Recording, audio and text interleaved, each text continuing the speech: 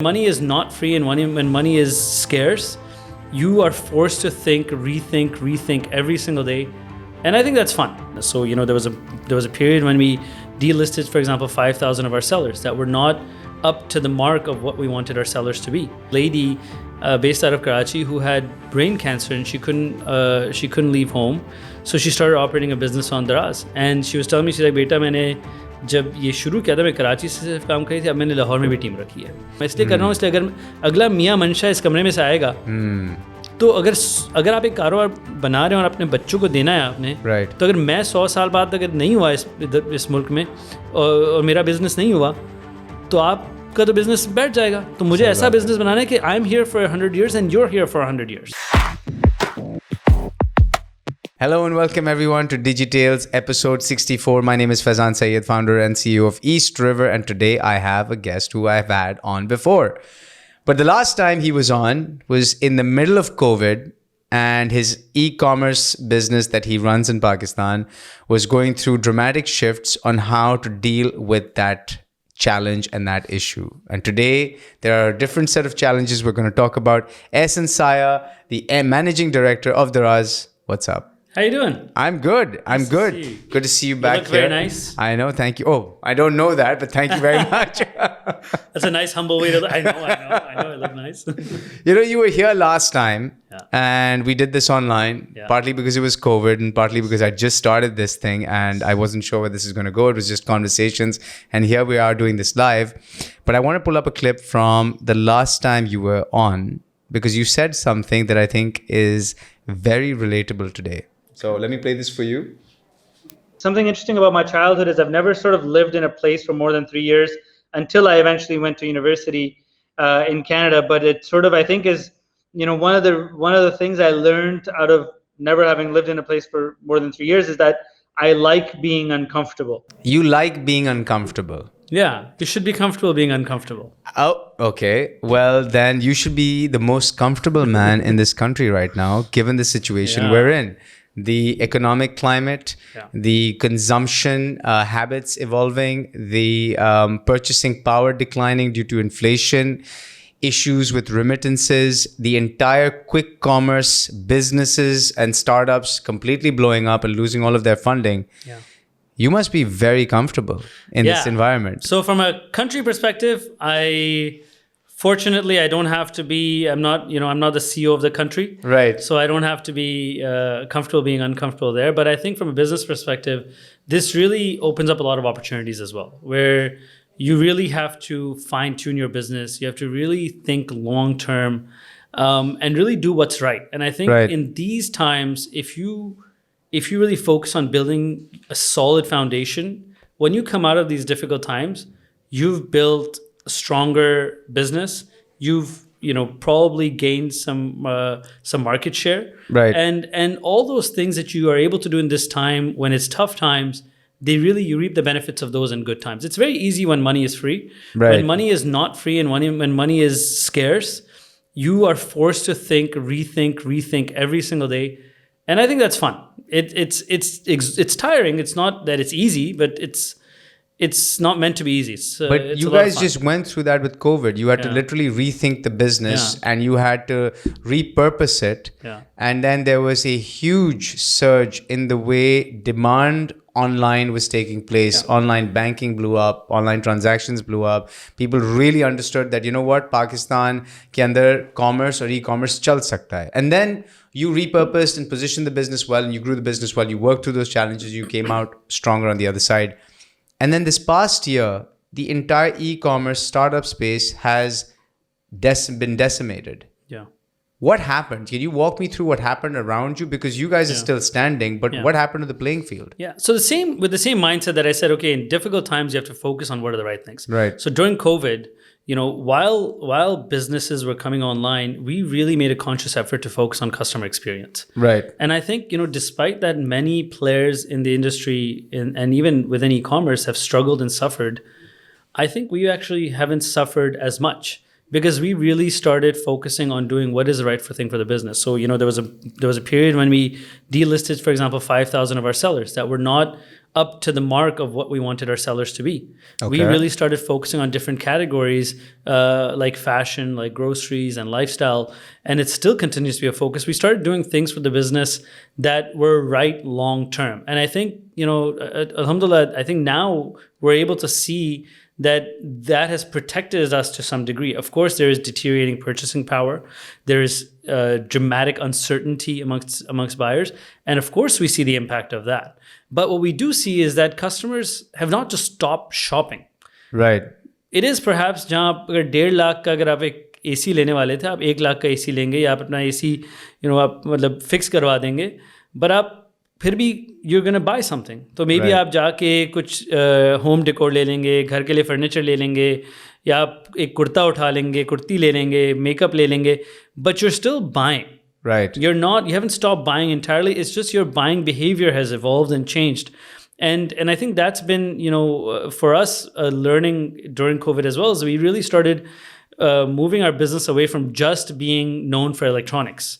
Today, I would like to believe, when you go on Daraz and you open the app, we're doing 50 mini campaigns every single week. Whereas at that time, 50. At that time we were doing maybe one campaign a week.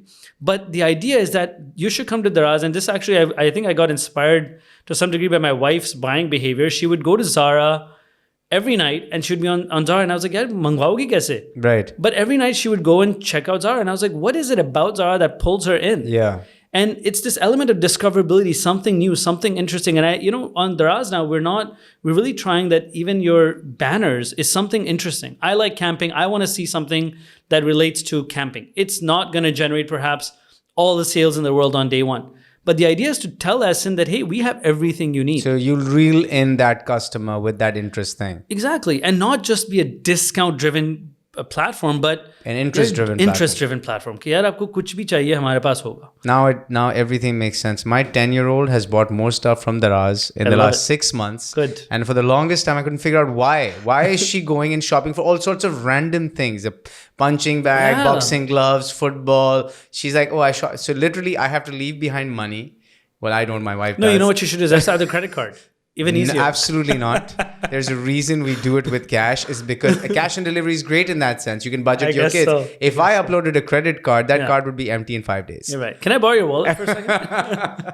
No, but these campaigns are working. And so how are you finding the audiences with these very specialized interests? So for example, camping, not everyone's interested in camping, right?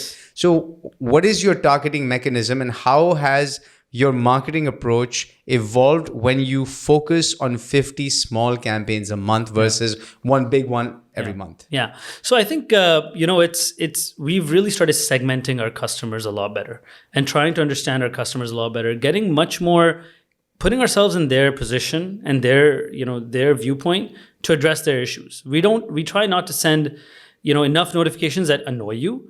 We try to send more relevant things. What is the right number of notifications in your experience now that you've done this for a few years? I mean, honestly, it's not more than 1 or 2 a day, at most. I think that's really, you don't want to get annoying to a consumer. And even those 1 or 2, it depends. You can send a third if it's really relevant. Right. If I've checked out something and the price of it went down, hey, tell me it went down. So relevant notifications, you can go up to 3. Yes. But beyond that, you're just upsetting even someone. 3, I'm really like, it's pushing it. You don't want to do that. And more, not only creative content, but segmenting the customer in the right way. How do you segment the customer? What's your approach on that? So we really we have various variables we look at to start understanding consumers. So we'll look at the demographic of the customer, right. What is their life cycle value, customer life cycle. And then we'll look at so many different things and then really try to target them and retarget them in ways that allow us to cater to them and also convert them. So you must have a proper data team that is actually looking at different segments. Yes, of course. So you probably have a segment that is looking at LTV, customers that spend the most. It doesn't matter what they spend on, they just are high spending customers. Demographic, gender, location, interests. Yes. Exactly. And within that, then do you run campaigns within these specific sort of breakouts? To some degree, yes. But at the same time, if I'm showing 50 campaigns, I can't send 50 perhaps CRMs at that segmented level. The idea is also you come and open Daraz and discover something new. You're going to go and it'll be something that you've never realized, that maybe your daughter comes and she never knows that she could actually find this on Daraz and she buys it on Daraz. So part of it is that really getting and segmenting and really retargeting them. And then part of it is letting them discover. And I think one thing that's also helped us in retargeting is our base has become huge. Obviously, we've done the world live streaming of cricket. And today, actually, in Pakistan, we're the 4th largest platform. We have a MAU base of 17 million plus users. Wow, so 17 million plus users, huh? So when you think about because of cricket. No, not only because of cricket, but because of our core business as well, e-commerce. Right. But now think about it from an advertising platform. And the MAU base this is uniques, right? Yes. 17 million unique users every month. Yeah. That is a lot. It's a lot of people. It's also a lot of money. If I do the math on the average basket size, that's a good chunk of change. Yeah, it could be. It could be. Yeah. So good. So the burn of 100 million over the last, let's say, 8 years, the burn, I'm going to say investment. I meant investment. The investment. And over the last 3 years, actually. It was in the last 3 years, you've invested $100 million in Pakistan. Yes. Wow. And we're going to invest, inshallah, another $100 million over the next 3 to 4 years. We believe in this market. It's a market that is, that we are very confident in, and just, look at it from we have 1,200 plus employees, an additional 400 regional employees that cater to 4 other countries that Daraz is in. They sit in Pakistan. So if I was to do basic math, and if I was to just take your simple 17 million monthly users and expect them to spend $10 a month, so 2,500 rupees. That's $170 million. They're users. Sorry, they're users. Yeah. So some of them convert, this is the top of the funnel, right? So by the time you get to the bottom of the funnel, you would, but inshallah, one day, I hope that, we are. So within 10 months, you'll get all of your burn back. Yeah, there we go. Exactly. The investment. But it really is an investment. I mean, in the sense that we built a smart logistics, smart distribution center that we launched a few months ago. Just a few months ago, yes. And, these are... Tell me about that. How does that operate? And I think that's one of the first in Pakistan. It is the first in Pakistan. It's one of the most technologically advanced in South Asia, actually. Wow. And where is it located? There's one in Karangi and there's another one in Lahore. It gives us the capacity to sort 1 million packages per day. Wow. Yeah. So that's it's phenomenal. Unbelievable. And I actually just came from there right now. And that is a big investment. It is. And it's an investment because we really want to automate the experience. It allows us to save about 1 day almost from the end-to-end lead time. It reduces our errors by over 90%. And it really allows us to scale quickly, right? We can have events like 11/11 where things really peak, and then things will go back down to more normal levels, and it allows you to do it without having to hire and then adjust accordingly, right? So it's been phenomenal experience to be one of the first in Pakistan to build this technology. And we actually did an event where we had all the 3PL partners, brands, and we said, look, let's all we want you all to see what we're doing, and we want everybody to learn. We want the ecosystem to grow. We can't scale by ourselves. We need everyone to pick up their game, everyone to get better, whether it's on the logistics side, on the payment side. Everyone has to pick up the game for the ecosystem to get better and for e-commerce to grow in Pakistan. Interesting. And so how quickly do you think your partners are moving relative to you? Because you are dependent ultimately on sellers. Yeah. You are dependent on other brands as well. And so if they're not moving at the same pace as you and you outrun them, doesn't that create a disconnect in the customer experience? Yeah, 100%. So I think it's been actually amazing to see that they have kept pace, and sometimes they've pushed us to grow faster. Especially our small, medium business segment of our sellers, which is perhaps 97% of our sellers. We have about 70,000 sellers that have sold in the last 12 months on our platform. And most of them are small, medium businesses. Sorry, I think it's 90 actually. Maybe recollecting incorrectly. 90,000 sellers that have sold in the last 12 months on our platform. Wow. And most of them are small, medium businesses. And it's really amazing when you go, and we do a seller summit every year. We didn't do it during COVID. And this year when I did it after a few years, It was phenomenal to meet the sort of sellers I met. I mean, I met this lady based out of Karachi who had brain cancer and she couldn't leave home, so she started operating a business on Daraz. And she was telling me, she's like, "Beta, मैंने जब ये शुरू किया था मैं कराची से सिर्फ काम करी थी, अब मैंने लाहौर में भी टीम रखी है." Really? What is she selling? I forget what she's selling right now, so I don't want but to. Is it something that they make at home? No, I think she's actually buying and trading, and she's buying. So she's running a trading model. Yeah, and then I met another lady who had come from Hunza. They have a honey farm, and it's completely run by females. Their accountants are females, their drivers are female. The entire thing is run by females, and they sell on our platform. It was phenomenal to see, these sort of stories, and they've actually pushed us to get better. Right. And at the same time, you have sellers, of course, that are not going to be, quite as aspirational, and they'll try to abuse the system. And it's our job to make sure we give them a framework, right? And you have to operate within that framework. And if you don't operate in the framework, which is addressing the customer experience, you are not welcome to our world. Right. We want you to get better. We want you to be able to sell more. We want you to be able to cater to the customer experience. But if you're here to play a dirty game, then we're not in it. At the same time, our brands have evolved as well, because frankly, with COVID, there was a lot of pressure to go online. Correct. And now in difficult times, it's also another pressure actually to explore other channels to sell. Because one of the beautiful things about e-commerce is that it's not a fixed cost model. So businesses that traditionally were just offline, when expenses have increased and sales perhaps in offline markets are going down, they're saying, yeah, this is actually a very good channel for me to look into and to grow my business and to scale. We have businesses coming and talking to us that we would have had to go to otherwise. Right. Because now in difficult times, they're looking at that channels that can go directly to the consumer. Right. You don't want to go, idhar main 10% dunga, phir 10% isko dena hai, phir 10% isko dena hai. Yeah, why don't I go directly to the consumer? Right. I have 17 million people that can learn about my business. I can sell anywhere in the country. That's quite a strong story to sell. That is.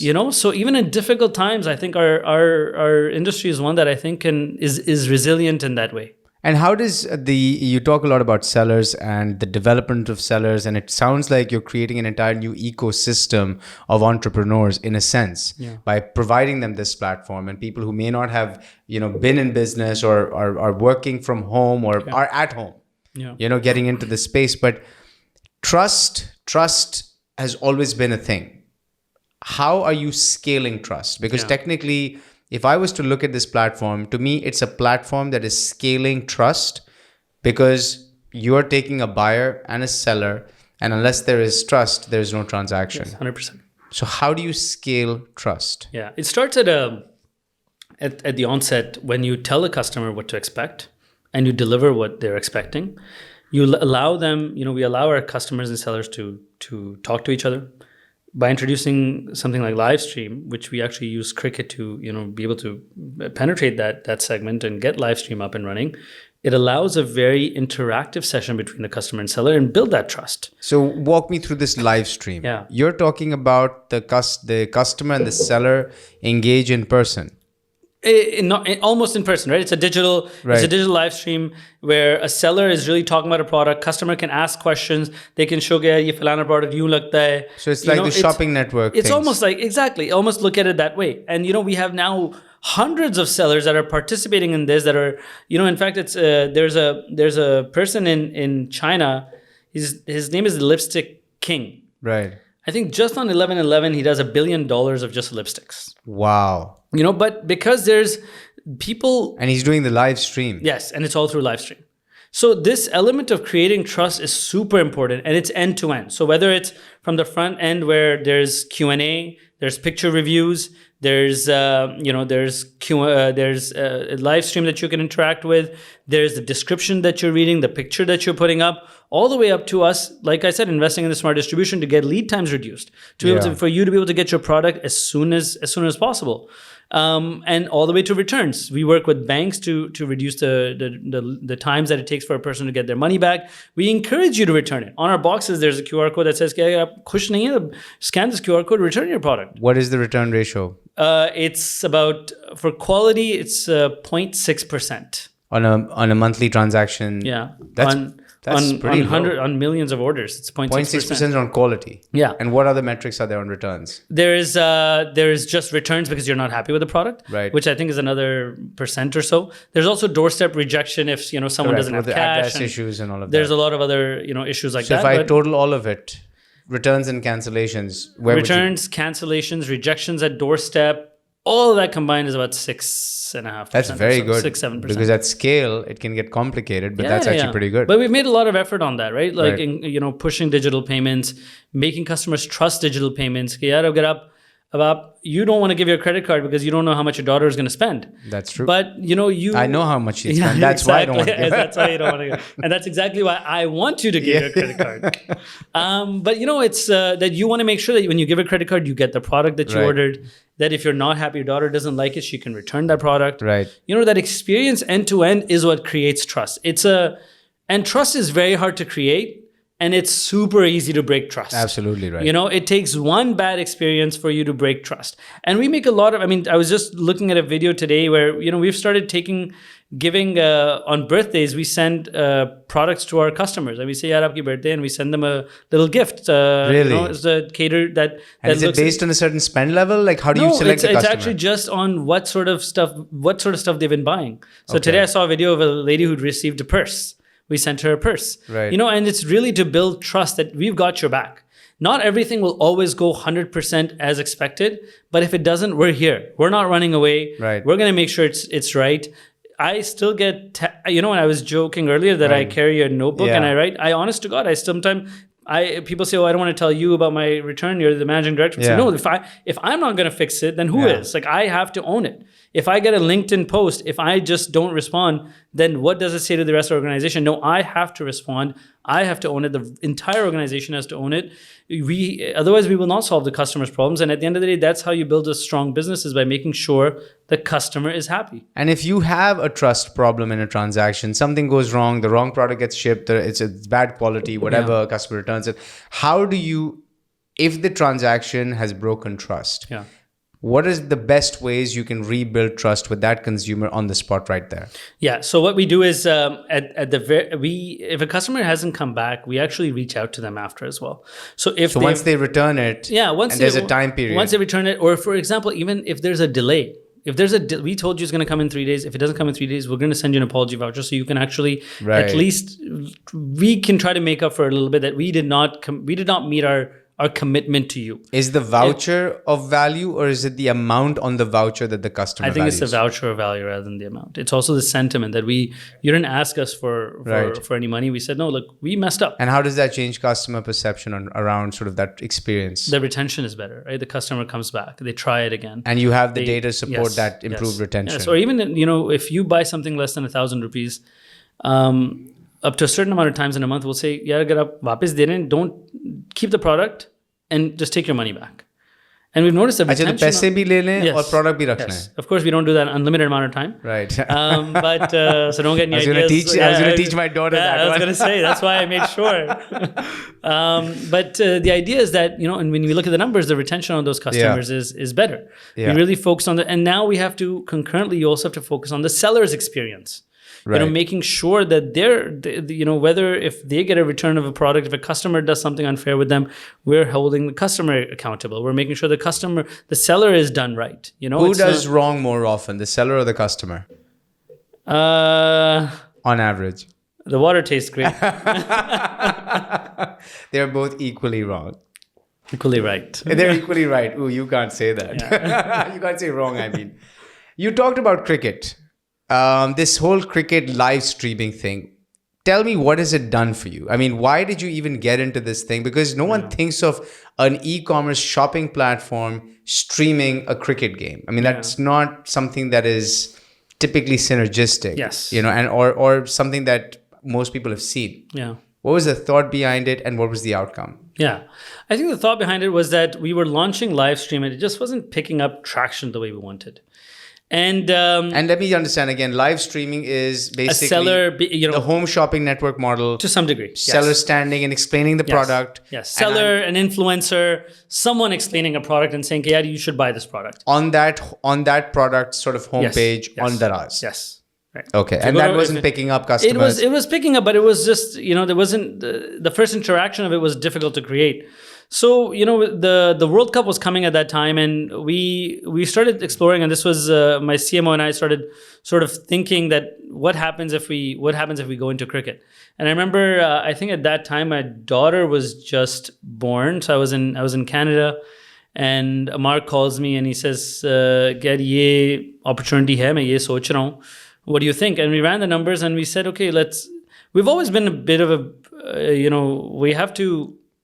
we have to try growth hacks, because we really, we're actually a frugal business. We're not, that's what I was going to say. We're not just going and throwing money around. We're a frugal business. And you've been here in this market for a while, and buying a cricket stream is not cheap. Yeah. So we really looked at it in a different way. And I think the different way that we looked at it that sort of threw everyone off is we sort of said that I want to bring people onto my platform. Okay. So I would have to do some sort of advertising, whether it's offline or do digital media marketing, go do performance marketing to bring people onto that platform. So if I can pay per impression and pay for this, these rights on a pay per impression basis, then actually I'm looking at it in a very different way. Whereas someone else who's buying the rights is saying, yeah, mujhe isme nafa kamana hai. And I need to make a lot of money on it. We're saying, well, I'm going to incur this cost. I need to bring people. Can I become more efficient in getting people to come to my platform? What it turned out was, and that was a beautiful thing, is that people would come and they actually started buying online. So something like, and we've also, I think we were also very lucky that, for example, last year on 11/11 was a semi-final of Pakistan. I think it was Pakistan, Australia. I forget. It was so dates wise, it's worked out really nicely. And I think I always joke कि जितनी माएं दुआएं दराज से कर रही हैं कि Pakistan final में पहुंच जाए. And I also jokingly say that since we have started live streaming, Pakistan has made it further in the all the global events. So I do want to put it out there that there is some correlation there. So you're also contributing to the empty stadiums because now people can watch it inside Daraz and not actually go to the stadium. Perhaps I'm going tomorrow, hopefully. So, so I think the idea was to really bring people on, and we looked at the cost of it in a very different way. And I think no one was looking at the cost that way because, to be honest, it didn't suit their business model. For our business model, we sort of said, okay, we want to bring people. We have to pay to bring people. We have to advertise. We have to do marketing. So this is what the cost will be to bring people. And actually now these people can convert and they can buy stuff.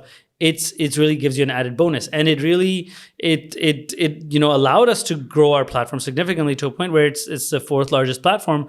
And concurrently, we had built a very strong business from an operations perspective, from having the right products, from having the right sellers. We had done all the grunt work before just having this immense amount of people come, and so that they were actually able to have a good experience with our platform. And this allowed us to, I think, really propel the business in a great way. Because we had really focused on the foundation. We really do still focus on the foundation. We really try to make sure that as a business, you are doing what is right. We're not, we're not just delivering KPIs because someone came up with a KPI to deliver. There's times, in fact, we had a KPI of having active sellers, and we said, yeah, this is active sellers I can grow, but I'm not solving my customer's problem. Yeah. Forget it. I'm not going to meet this KPI for the year. I told my teams, you're going to miss this KPI, no problem. It's not going to impact your compensation. Do what's right. Interesting. Do what's right. And we kept just doing what's right. And I think then that combined with the traffic coming in from the World Cup was alhamdulillah able to work out. And we still have a long way to go. We haven't conquered everything. But I think your move on the cricket streaming, I think that, as you said, it brought a lot of people on the platform. Yeah. And not only that, first, I didn't go on the platform to watch it, but Daraz came top of mind because everyone was talking about it, that I'm catching the the cricket match on Daraz. Yeah. And suddenly it's part of the conversation, right? Yes. And so to be part of the conversation creates top of mind. And so I think that's what you wanted. And so if you looked at it from, you mentioned you looked at it from a, let's say, CPM, CPV basis, right? Yeah. So instead of saying I'm buying rights for $1,000, you're looking at, okay, I'm paying $1,000 to acquire this, this much of an audience. That calculation, was it cheaper to do this than run a standard performance campaign? It ended up being cheaper. We weren't sure if it was going to be cheaper in the from an awareness perspective or from a conversion perspective? From both. It was cheaper from both. Yes. Interesting. But we didn't know if it was going to be cheaper in the beginning because we had no idea what we were getting into. It was just going to be. So how do you provide a business justification or an investment into something where you don't know what the ROI is? Because I know that I have to deliver a certain amount of growth. And I know I have a certain amount of bullets, and I know what I can get done with what I have and what I cannot.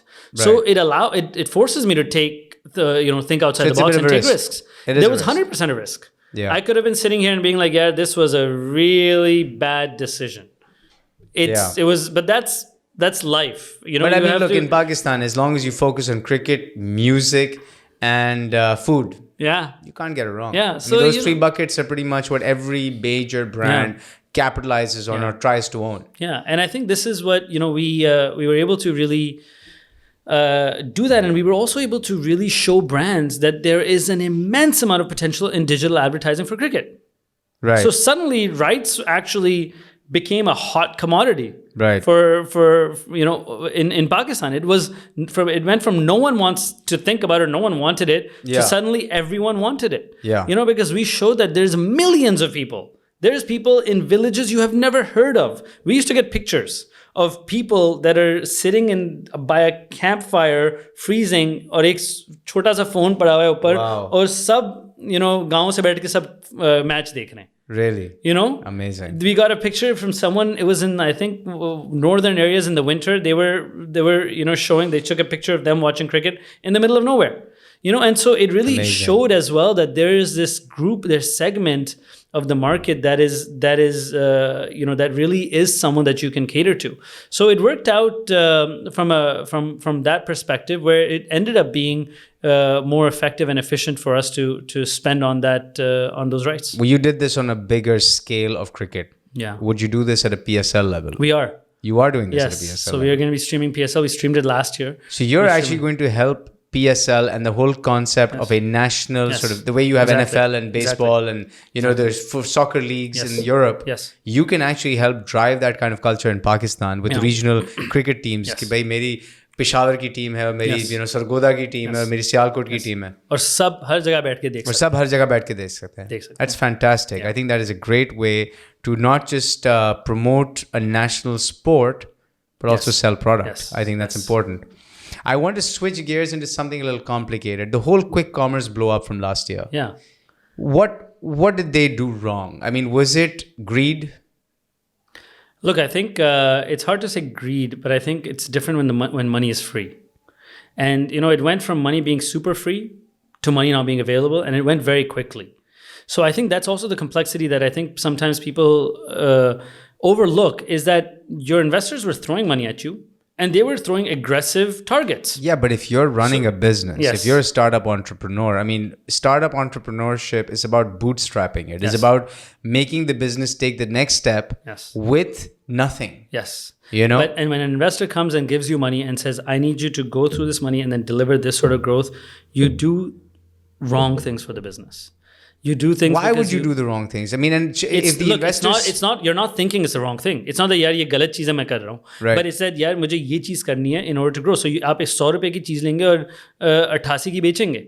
It's यार मुझे मतलब. नहीं, but इतना smart investor है, इतने पैसे लगा रहा है, क्या उसके पास metrics parameters नहीं है? वो बोल रहा है अभी market capture करनी है, because सबको मतलब not everyone was thinking कि यार पैसे बिल्कुल खत्म हो जाएंगे, because it was so. But they're tracking burn rates. They're tracking daily burn rates. I understand, but when money was free, it was at next. So they thought money will be free forever for at least some time, and also if it doesn't become free, it's not going to go to this sort of level. Right. Agree. We all should have. But, you haven't seen interest rates climb like this. You haven't seen inflation like this. Yeah. It hasn't gone from that free to that constrained. so quickly. And I think that's what squeezed everyone, was that suddenly you had to make your business profitable in 30 days. And you're like, bhai, main kaise karoon? How can I make my forget even if I could, the entire organization's mindset. How do I shift the entire mindset of the organization that I have to go from, just capturing market to just making profit and still grow? So I think it's also, But is that the right mindset? I mean, like, look, the whole concept of startup, entrepreneurship, unicorns, I mean, these are all buzzwords everyone throws around. But I mean, let's take a step back, right? I mean, if you really think about a startup business, to me, it's like passing the hot potato, right? I'm going to come invest in the business. I'm going to try to raise the valuation, and then I'll get you to invest in the business, and I'll send you some of my shares at a higher valuation. Yeah. You're going to put the money in, try to raise the valuation, then you're going to sell it to him at a higher valuation. And we keep passing around the hot potato at this really levered up, high-end sort of valuation. And suddenly we go and say, let's do the IPO because our metrics are there. Yeah. At the bottom, the business is not profitable. Yeah. And I think you and I, with a finance background, know that when there's no profits, there's no business because there's no cash. Yeah. And if the cash is not coming from the business, it's coming from somewhere else. Yeah. And if that somewhere else stops, I mean, it's logical. The cash has to come from the business. So why was profitability, or why is profitability overlooked in these businesses, and why are we playing the pass the hot potato game? Yeah, it's not entirely past the hot potato, but profitability is not overlooked, it's delayed. What we're trying to do is capture the market and then turn to profit.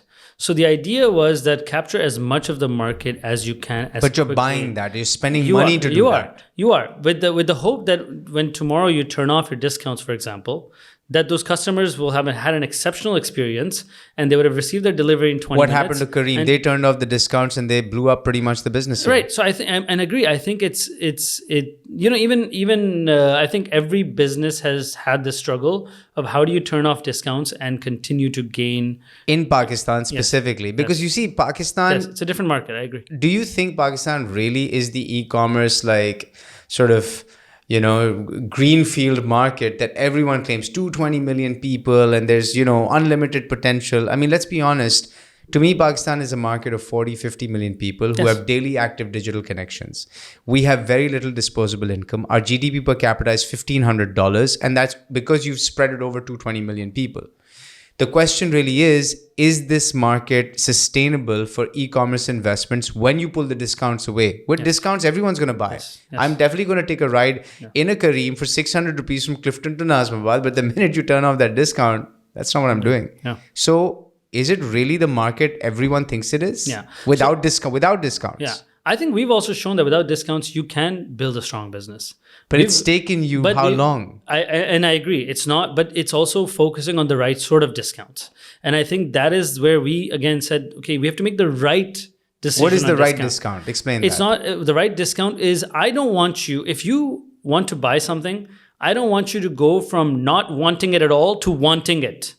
I want you to be thinking about it and being 47% certain. I want to carry you over to 51. So a 20, 30, 25% discount. I know. I want to give you enough that just nudges you.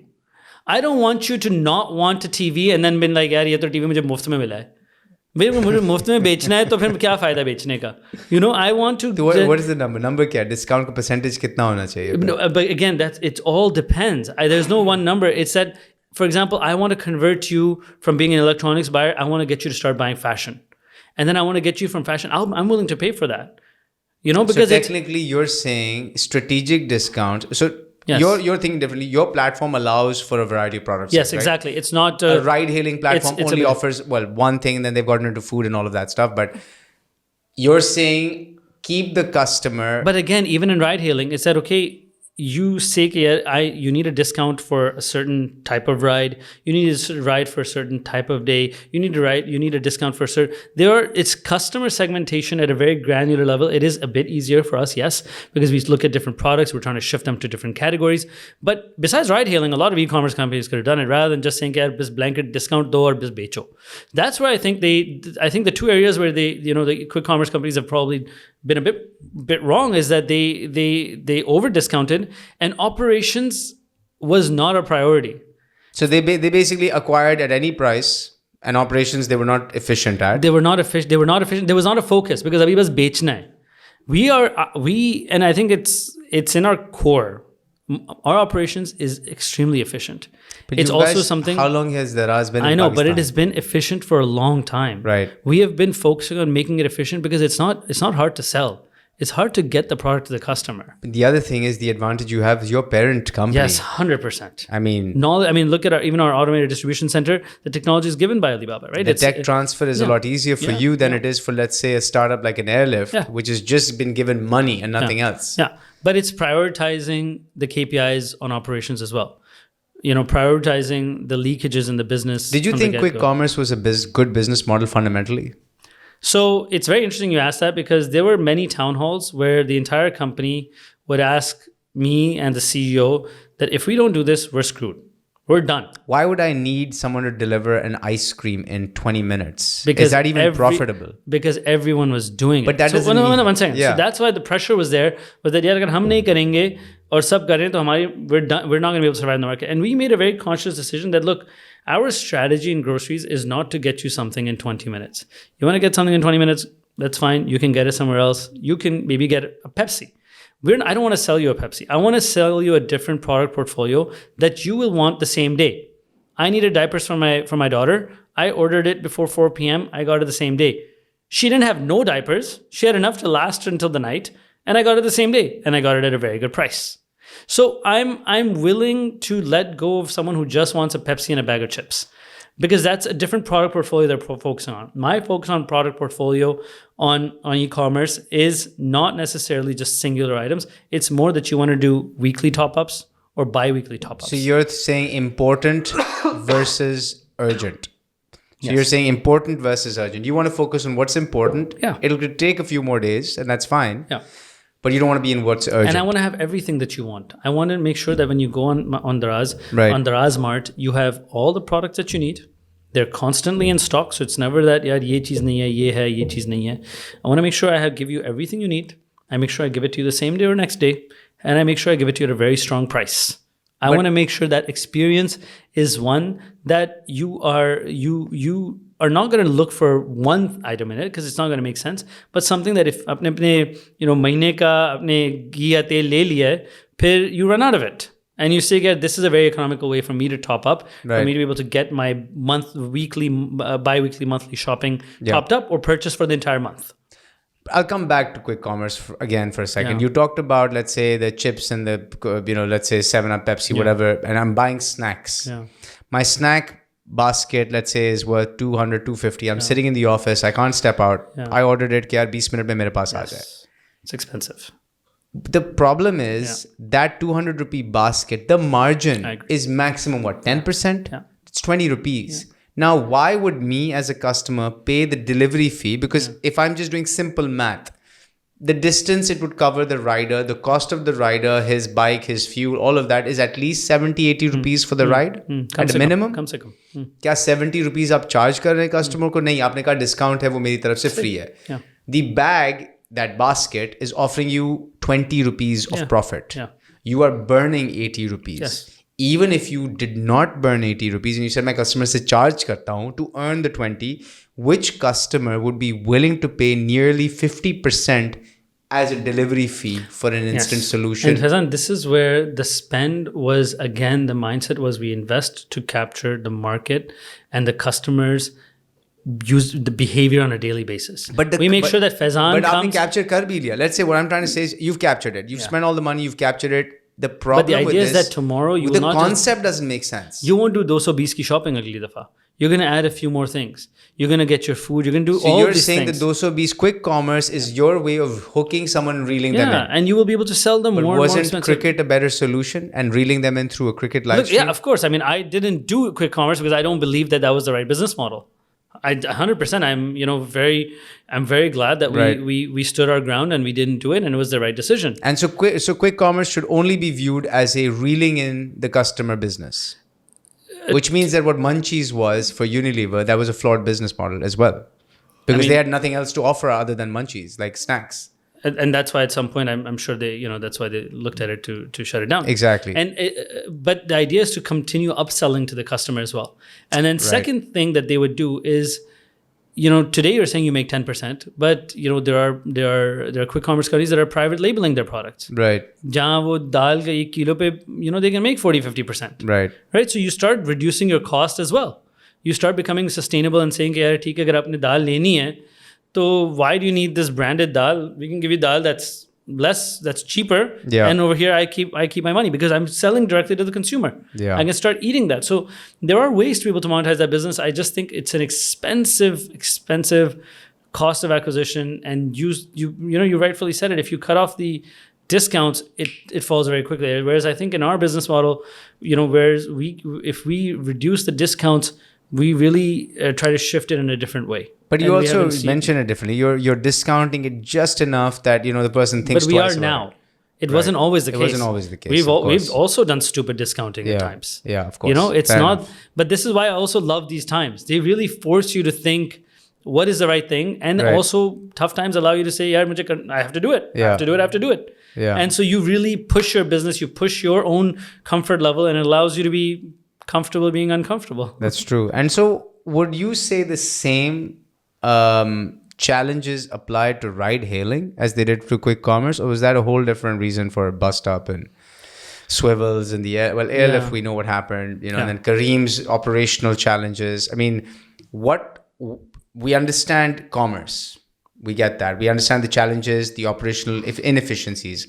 Was ride hailing played with the same challenges? I think ride hailing in Pakistan also has a very different supply issue with the amount of cars that are in our market as a percentage of the population, the amount of bikes that are there in our market. So when you focus on just cars, and there's they've had different strategies. Some have focused on cars, some have focused on bikes, and so I think it's it's also part of the struggle is just the accessibility to transportation in our market, and then how expensive it has become to transport. Yeah. And you rightfully said it. If मुझे defense से नाज़माबाद जाना और 600 देना है, तो I'll do it. And I used to do it, right? Because when I didn't live here, I would only travel through the ride-hailing company because it was so easy. They were paying it was so for you cheap. To ride. They were paying for you to drive. It was so cheap, right? And then suddenly, if I'm finding it expensive, the masses are finding it expensive as well.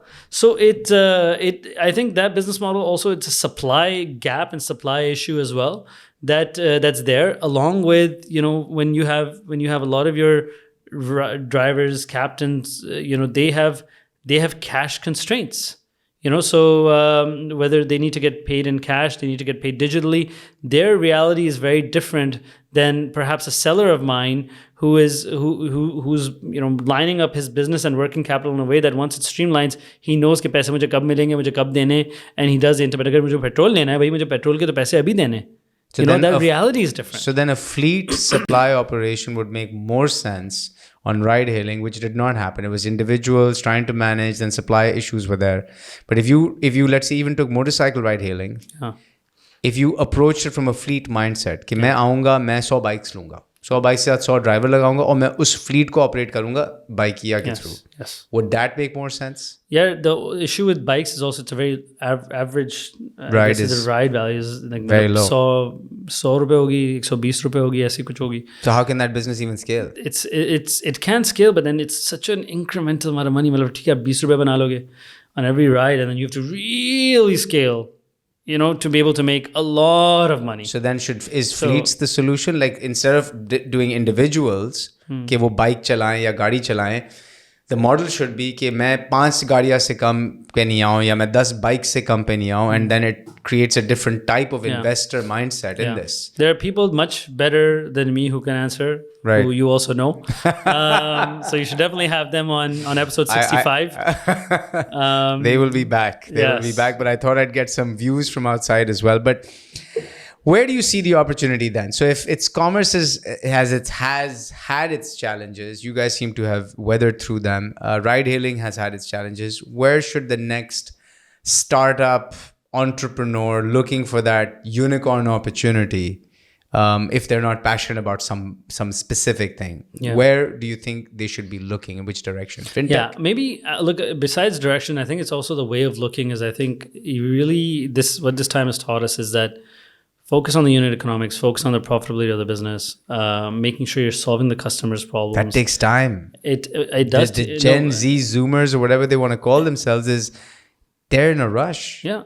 But at the same time, it's also the business model you're building. It's that if you're from the first day, you're just ignoring all of those, it can hurt, especially and to be honest, I don't know if times are going to get easier for the next some time, right? So in these times, you have to make sure you're really delicate with how you're spending your money. You're really conjuiced to some degree with how you're spending your money. You have to be more jugaru than you are normally, and you have to think outside the box and just be always be trying to say, yeah, I don't want to spend this money.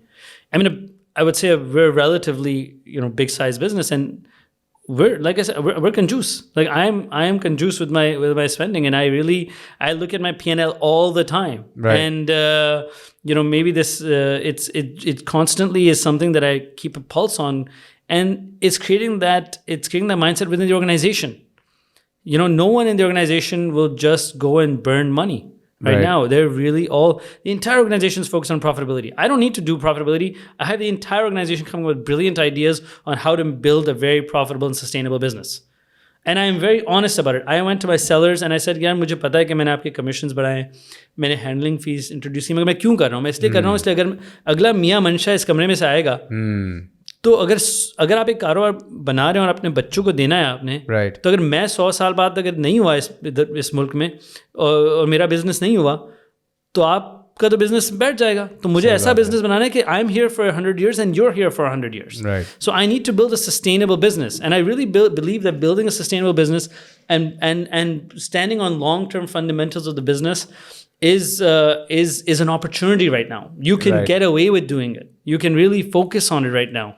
And again, I understand also that it's easier for me to say it than a lot of people. I have a strong shareholder. I have phenomenal technology. I have outstanding team and phenomenal people that work at Daraz, that believe in our mission, that believe in empowering and uplifting communities through the power of commerce.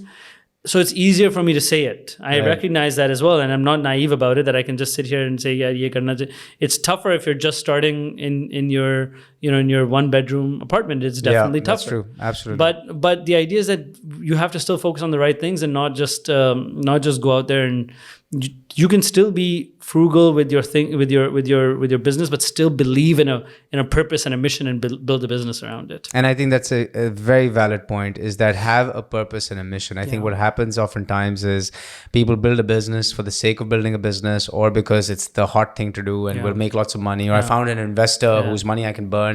But if you're not passionate about it, and if you're not passionate about solving a customer problem with a long-term view, and with a view on unit economics, that I have to be profitable on day one.